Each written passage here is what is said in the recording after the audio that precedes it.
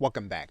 You are now looking at Google Search, and you'll notice that what's written in the search box is the word Ngram, N-G-R-A-M.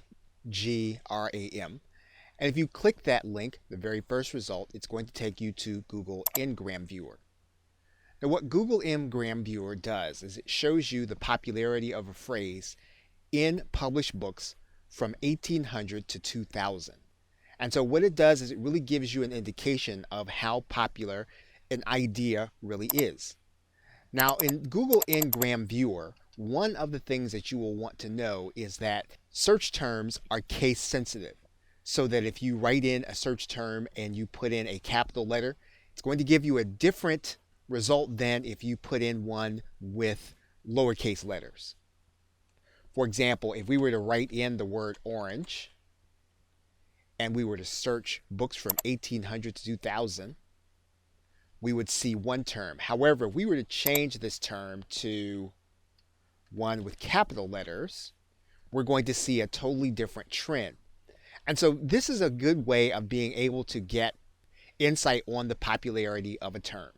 Now this is one of those cases where if you start using modifiers, you're going to find different search results. So if you were to take your cheat sheet and you were to use some of the modifiers, you'll see a totally different term if we were to subtract all of the instances where there was Florida. So what we did was we looked at the term orange without the term Florida with it. Now, if you wanted to use the chart in your marketing, one of the things that you can do is you can actually embed the chart. So in this particular case, what we're going to do is we're going to click Embed Chart. That's going to give you an HTML code that you can actually cut and copy and put inside of your website.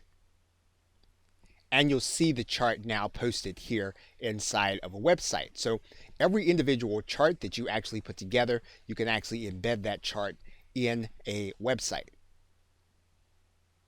And when you're looking at Ngram Viewer, if you go into the About tab, one of the things you're going to discover is that Google Ngram actually has its own set of search terms. And so you want to make sure that not only are you using the search operators that were discussed in the first video, but that you also look specifically at those that are going to work inside of Google Ngram Search. Now, although the search is limited to 2000, you can actually limit the search even more if you want to write in a smaller subset. In this particular case, you'll see a different trend line. You can look at those trend lines here at the bottom in these links.